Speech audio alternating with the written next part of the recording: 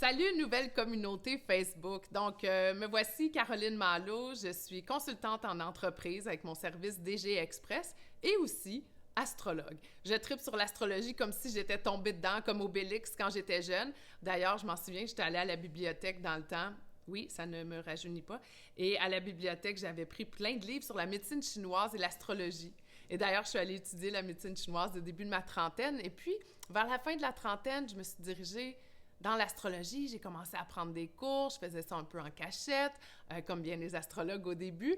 Puis, j'ai commencé à m'afficher tranquillement, à prendre d'autres cours, davantage des professeurs aux États-Unis. Et là, j'avais le goût de faire entendre ma voix parce que depuis 2 ans, en fait, je suis très présente sur ma communauté Facebook qui se nomme Team Astro Leader, dans laquelle je donne des écrits, je parle des grands courants de fond, comme de ce qui se passe à tous les jours avec les énergies de la semaine que je donne à tous les lundis. Et ce que j'avais le goût de faire maintenant, après 2 ans de faire ça, c'est peut-être d'accroître mon auditoire, avoir une voix un petit peu plus présente. On est plusieurs astrologues québécois et j'avais le goût peut-être d'ajouter ma voix à cette astrologie dans la francophonie parce que je remarque que l'astrologie en France et dans d'autres pays francophones n'est pas nécessairement la même qu'au Québec. Vous remarquerez sûrement mon approche très rationnelle et imagée. En fait, c'est pour ça que j'adore l'astrologie. Pour moi, c'est des chiffres. C'est des chiffres qu'on utilise pour créer des liens, raconter des histoires. J'étais passionnée par... En fait, quand j'ai débuté, c'était tout en lien avec la connaissance de soi. Et c'est de cette façon que j'utilise l'astrologie. Et quand j'ai commencé à le faire pour tous les jours, voir comment nous, on pouvait se questionner. J'ai pris des cours de coaching, ce qui fait qu'aujourd'hui, je parle d'astro-coaching. Raconter ce que les planètes ont à nous dire, c'est une chose, mais de le ramener à soi, se poser des questions pour qu'à tous les jours, ça devienne pertinent de voir cette météo astrale-là, ben c'est mon souhait, c'est mon intention. Donc, c'est parti. Si vous me regardez, regardez parfois hors du cadre, c'est juste parce que je regarde mes notes, je regarde la carte du ciel. Alors, c'est parti pour ce lundi 9 juin, où est-ce que Jupiter entre en Cancer. Ce qui est déjà extraordinaire en soi, parce que Jupiter, ça lui prend 12 ans à faire le tour de la roue. Mais c'est quoi ça, la tour de la roue? Nous avons le Soleil qui est au centre. Vous remarquerez que souvent, je parle d'astronomie, parce que juste parler d'astrologie, c'est comme... c'est pas assez pour moi. Je veux que ça soit ancré dans la nature, je veux que ce soit ancré dans notre corps. Donc, le Soleil, la Terre, entre les deux, évidemment, on a Mercure et Vénus, et celle après, Mars. Ces trois planètes-là, Mercure, Vénus et Mars sont les planètes personnelles. Ensuite, on retrouve Jupiter et Saturne. Et ensuite, à l'extérieur, celles qu'on ne voit pas avec nos yeux, c'est-à-dire Uranus, Neptune et Pluton. Évidemment, il y a des centaures, des astéroïdes qui vont se rajouter lorsque je vais faire mes topos hebdomadaires, mais pour le moment, on s'en tient qu'à ça. Donc, faire le tour de la roue, c'est l'orbite. Donc, nous, on le sait, c'est 365 jours que ça nous prend pour tourner alentour du Soleil. Alors que Jupiter, ça lui en prend 12 ans pour revenir au même point où il était. Donc, ça fait 12 ans qu'on n'a pas vécu un Jupiter en Cancer. En astrologie, on dit que Jupiter, il est exalté dans le signe du Cancer. Donc, non seulement il n'est pas dans son domicile, il est dans son exaltation. Fait qu'on sait qu'on est bien chez soi, dans son domicile, n'est-ce pas? On se met en mou, la vie est belle. En notre exaltation, c'est comme si on allait à un hôtel de luxe, puis on se pavanait et on se la racontait et on se faisait dorloter fois 1000. On est plus que bien. On est à l'aise, on est heureux, on se dépose, on se prélasse, on profite du bon temps. C'est drôle parce que Jupiter, aussi nommé bénéfique dans l'astrologie plus traditionnelle, amène avec lui, on regarde dans le ciel, là, Jupiter est énorme, OK?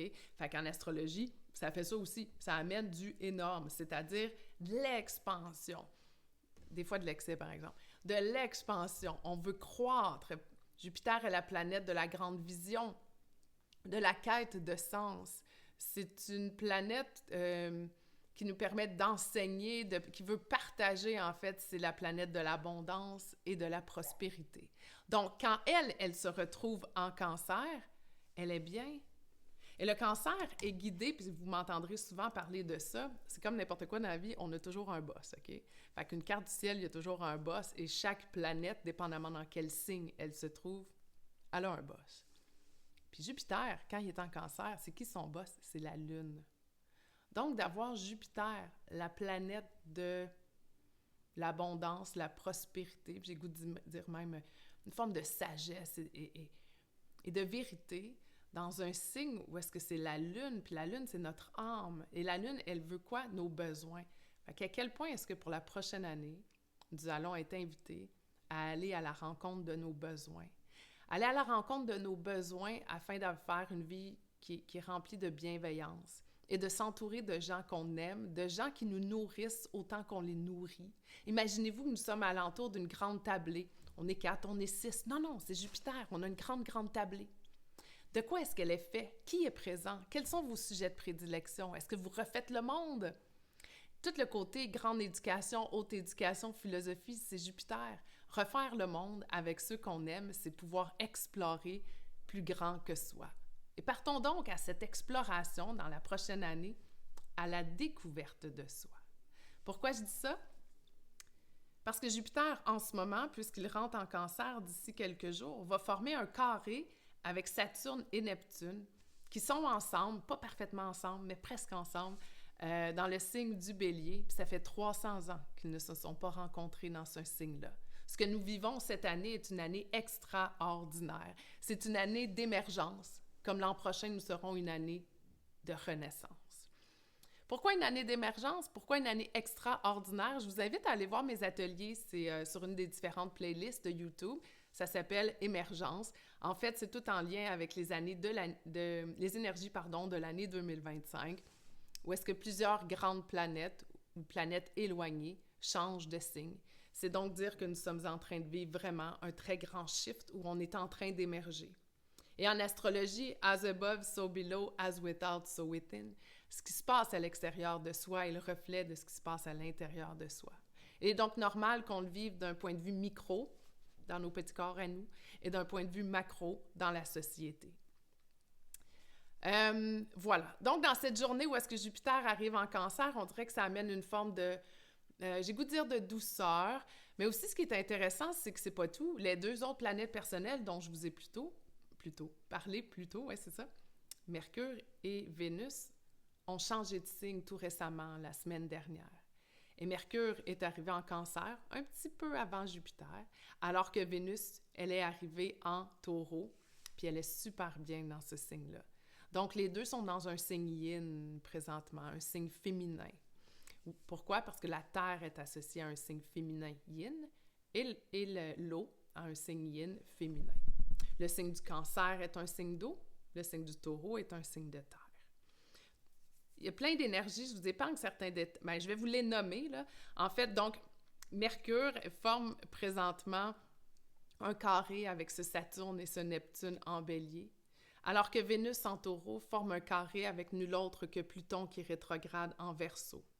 Donc, on a un carré d'énergie fixe et on a un carré d'énergie cardinale. Ce qui nous amène à quel point est-ce que vous êtes toujours scotché aux mêmes pensées?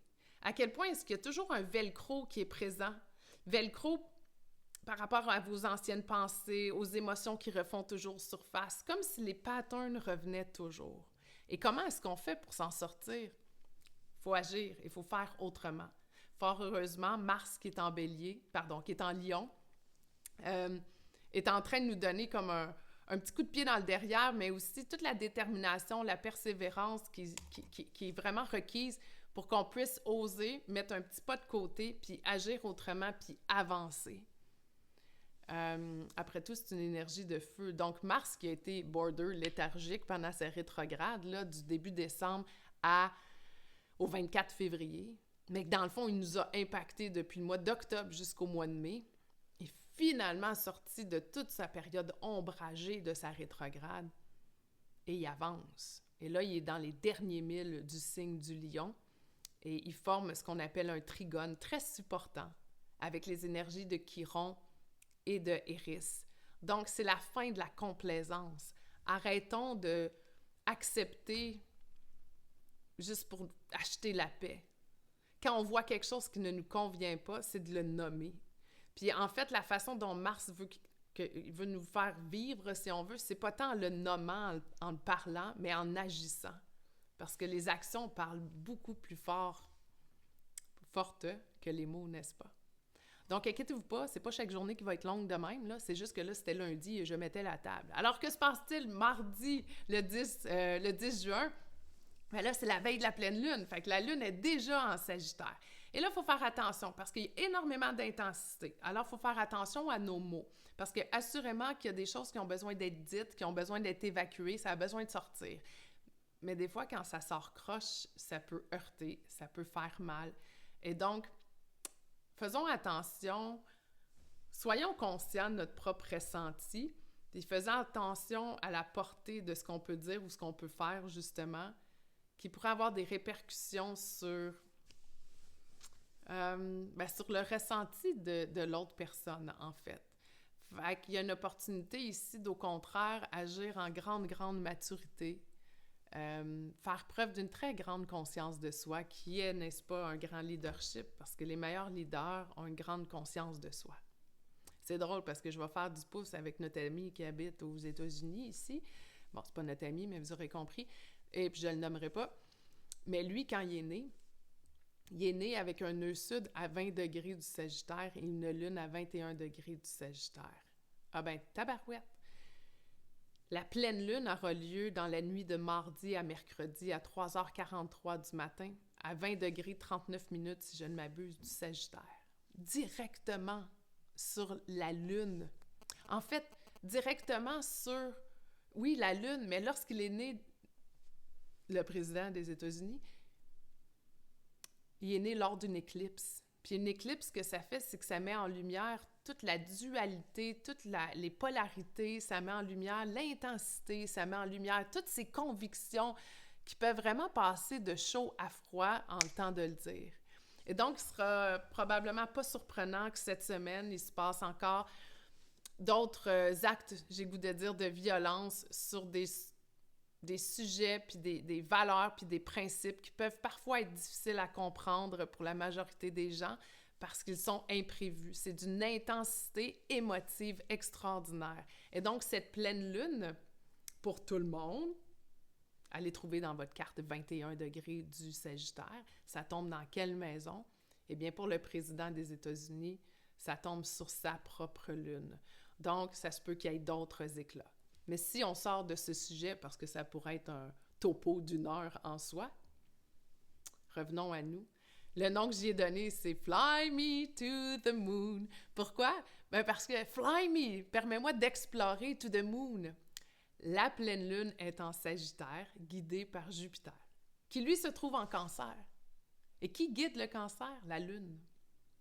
Donc, fly me, permets-moi d'explorer to the moon, mes besoins. To the moon, it's not really up there. Oui, on le voit là, mais c'est de se connecter à elle pour qu'elle puisse nous refléter à l'intérieur de nous quels sont nos besoins réels. Et en Sagittaire, c'est de pouvoir voyager au sens propre et figuré, mais surtout d'explorer à l'intérieur de soi qu'est-ce qui fait qu'il nous rattache à certaines croyances, à certaines convictions, à certains principes. Est-ce qu'ils sont supportants? Est-ce qu'ils sont porteurs de sens pour nous? Le sens, c'est très, très, très Sagittaire. Et parfois, on peut avoir tendance, dans les basses fréquences du Sagittaire, à s'obstiner parce qu'on veut avoir raison. Mais dans les plus hautes fréquences, ce que ça met en lumière, c'est la grande vision, les idées différentes, parce qu'il faut de tout pour faire un monde. Et ça, c'est le Sagittaire qui nous le montre beaucoup.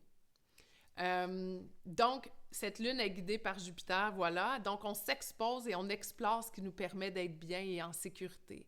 Donc, il y a une dichotomie ici, ou peut-être même une dualité entre ce que la société peut imposer et ce que nous, on souhaite réellement.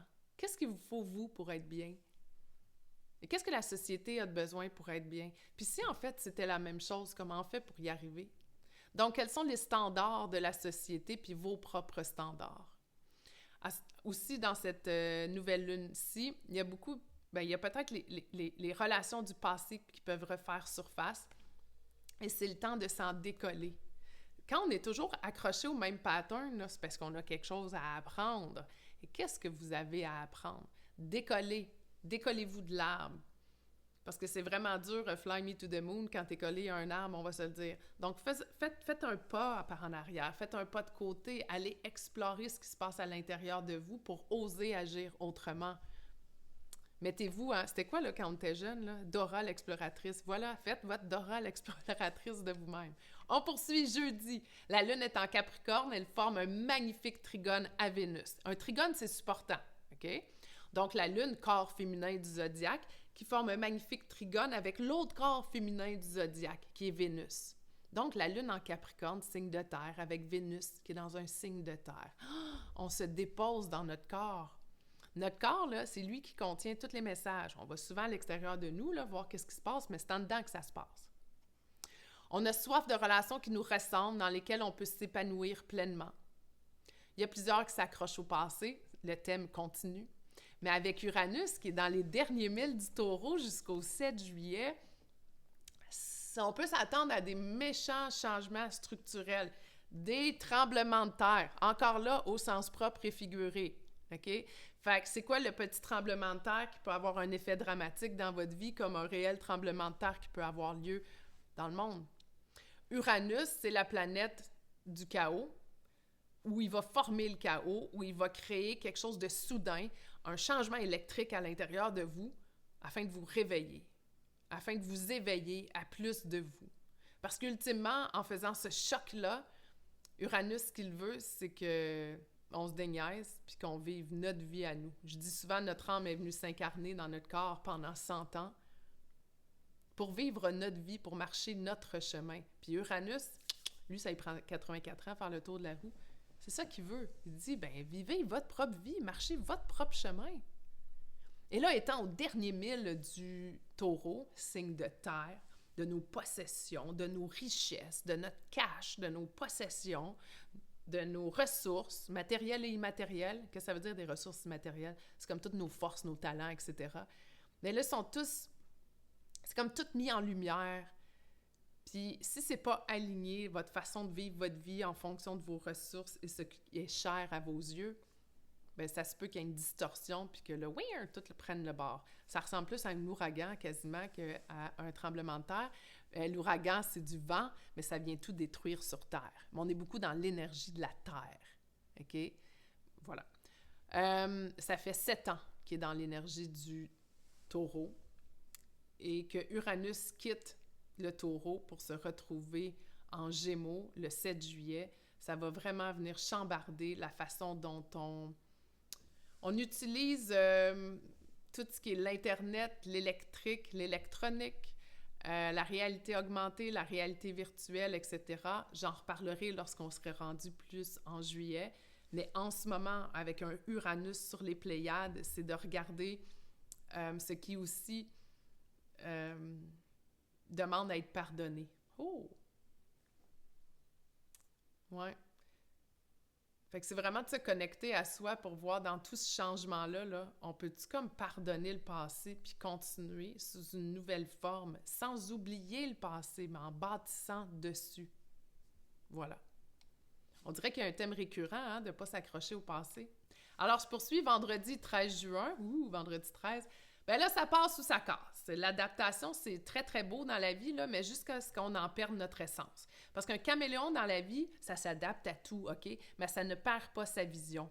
Comme une lune en Sagittaire. Le Sagittaire ne perd pas sa vision. Au mieux, il l'agrandit.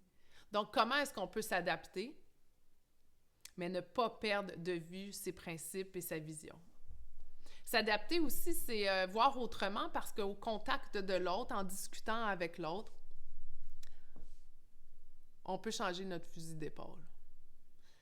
Donc, s'adapter, c'est voir autrement, c'est pas juste se fondre dans le décor.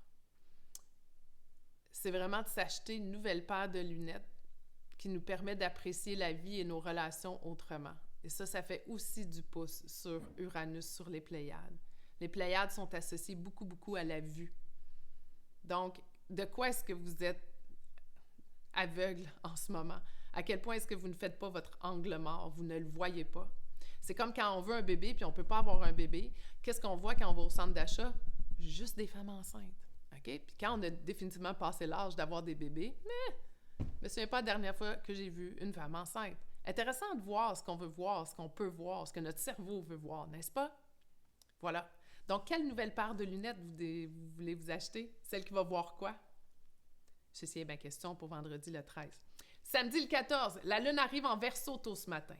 On se réveille avec une étrange impression de liberté. J'ai fait exprès de parler de étrange et liberté ensemble. Des fois qu'on se sent libre, c'est tellement nouveau ce concept-là que c'est quasiment bizarre, mais on se lève avec ça. C'est le fun. Mais ça vient remuer, ça shake à l'intérieur de nous. Pourquoi? Parce qu'on a laissé une couche qui était confortable derrière nous. Parfois, quand on reste dans une situation donnée, c'est parce qu'il y a un bénéfice collatéral qu'on conserve. On reste, mais on n'est pas content. Mais on reste parce qu'il y a un bénéfice en dessous, secondaire, collatéral. Une fois que ça permet de prendre des lunettes, regarder ce bénéfice, puis qu'est-ce qui fait que tu restes là? Même si le reste ne fait pas ton affaire. Tadam! Là est la réponse, OK? Puis une fois que tu as trouvé ça, là, tu peux prendre action. Puis même si ça faisait du bien, c'était une belle habitude, it's gotta go. C'est assez profond. Et ça, en laissant partir ça, qu'est-ce qu'on fait? On s'ouvre à de nouvelles relations. Puis on ne sait jamais qui peut se pointer sur notre route quand on libère. C'est comme faire le ménage de son garde-robe. Et finalement, dimanche, le 15 juin, c'est une grosse journée. OK? Parce qu'il y a des grands changements qui s'opèrent depuis le mois d'août dernier et qui se clarifient. Je m'explique. Saturne, je recommence.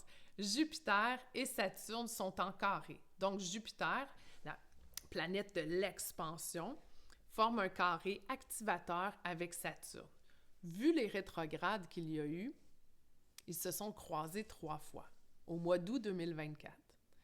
Le 24 décembre, donc à Noël 2024, et là, dimanche, le 15 juin.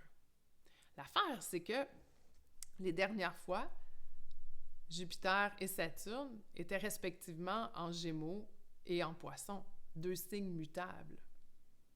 C'est ça? Qu'est-ce que j'ai dit? Oui, Sagittaire, ouais, c'est Gémeaux, Poissons, oui. Mais là, ce qui est particulier, c'est que les deux, ils ont changé de signe. Et quand c'est... eux autres, ils ont commencé leur voyage ensemble, on appelle ça une conjonction, là, c'est comme un cycle synodique, ils ont commencé un avec l'autre en décembre 2020. Et donc, depuis décembre 2020, réfléchissez à ce que vous faisiez dans la vie, vous avez probablement entamé quelque chose de nouveau. OK? Et en commençant quelque chose de nouveau, nous venons d'atteindre présentement le premier carré, donc depuis août 2024. Ça vient shaker la cabane, c'est-à-dire, ça crée de l'expansion, puis là, il y a de la contraction. De l'expansion, de la contraction. On ne peut pas faire les deux en même temps. Et ce qui est intéressant, c'est que les dernières fois, c'était très cérébral, puis c'était dans le créatif, puis qu'est-ce que je veux terminer. Alors que cette fois-ci, c'est dans l'énergie du cancer et du bélier. C'est une énergie qui est cardinale. C'est comme si on t'invitait à sortir justement de notre tête, parce que Jupiter, il n'est plus dans le Gémeaux, là, à être cérébral. Il est vraiment rendu dans le cancer, un signe d'émotion. Puis, il fait un carré à Saturne qui, lui, il dit « Moi, je suis rendu en bélier, je vais passer à l'action, mais je vais prendre mon temps. Ça se peut que ce ne soit pas clair, je vais prendre mon temps pareil. » Donc, l'invitation, c'est sortez de votre tête, écoutez votre ressenti. C'est une énergie vraiment, vraiment importante qui... c'est pas parce qu'elle a lieu dimanche le 15 juin qu'elle est juste exacte dimanche le 15 juin. Ça fait plusieurs... J'ai le goût de dire... en fait, ça fait pratiquement 8 mois qu'on est là-dedans, mais celle-là spécifiquement, ça fait déjà quelques semaines, c'est sûr, puis assurément depuis l'entrée de Jupiter en Cancer lundi, aujourd'hui, ça a pris une nouvelle forme. Donc, c'est notre ressenti qui nous pousse à agir, ressenti Cancer, agir Bélier. Contrairement à notre tête, on est définitivement en action. Encore ici, là, attention aux actes de violence par simple principe d'être au pouvoir. On intègre les leçons du passé. Sur l'échiquier mondial, ça va brasser aussi, puis ça va être intéressant à regarder. Donc, c'est quoi pour vous la notion de pouvoir? Ça veut dire quoi être au pouvoir? Le pouvoir, c'est avoir la capacité d'agir. Qu'est-ce qui fait qu'il y en a qui abusent de leur pouvoir? N'y a-t-il pas un lien entre le pouvoir et la confiance en soi? Ou avec l'estime de soi? C'est quoi votre relation à vous avec le pouvoir? Parce que quand on n'a pas assez de pouvoir ou on ne se donne pas le pouvoir puis on n'a pas pris notre pouvoir, c'est souvent parce qu'on n'a pas cette confiance. Donc, il y a quelque chose qui vient avec une meilleure confiance en soi, c'est d'être être complètement dans son pouvoir Et lorsqu'on en abuse, c'est probablement aussi parce qu'on n'a pas eu assez confiance en soi et qu'on n'a pas assez confiance en soi et autre chose. Je ne vais pas rentrer là-dedans. En ce moment, la seule question que j'ai goût de vous demander, c'est quoi votre relation avec le pouvoir? Puis, ben, je vais en poser d'autres. Et c'est quoi des situations dans votre vie, peut-être que vous en vivez présentement, où vous n'avez pas votre plein pouvoir, parce qu'il y a quelqu'un d'autre qui se permet de prendre plus de pouvoir qui est permis, mais lui, il sent que, lui ou elle, là, la personne sent qu'elle a le droit, elle, de faire ça, de prendre plus de pouvoir, de prendre votre pouvoir, de piler sur votre chemin. Et là, je reviens à notre chemin. On est venu marcher notre chemin, pas se laisser piétiner par les autres qui embarquent sur notre chemin comme s'il n'y avait pas de clôture, pas de barrière, pas de porte. Donc, cette notion de pouvoir est très importante et d'un point de vue mondial, ça l'est aussi. Oui, il est question des frontières, des tarifs aux frontières, mais des fois, de mettre des frontières, justement, c'est de mettre des blindés. Et ça mène à quoi? Aux relations. Donc, je pourrais poursuivre sur ce sujet-là, mais pour le moment, j'apporte à votre attention le fait que c'est ça le sujet. Si nous étions tous dans notre plein pouvoir, en train de marcher notre chemin et à se tenir la main, puis se la lâcher parfois, parce qu'il y en a qui avancent ou qui reculent ou peu importe, puis qu'on se reprend la main à certains moments sans jugement, la Terre serait beaucoup mieux. Hein? Mais ça, n'est-ce pas utopique, hein? Bon. Alors, avec qui vous avez le goût, vous, de vous mettre à table cette semaine? Et ça pour le restant de l'année, afin d'être avec des gens qui vous nourrissent puis qui vous enrichissent. Parce que s'enrichir, c'est plus que juste de l'argent. Puis c'est le fun de l'argent, là, ça permet de faire plein d'affaires. Mais c'est plus que ça.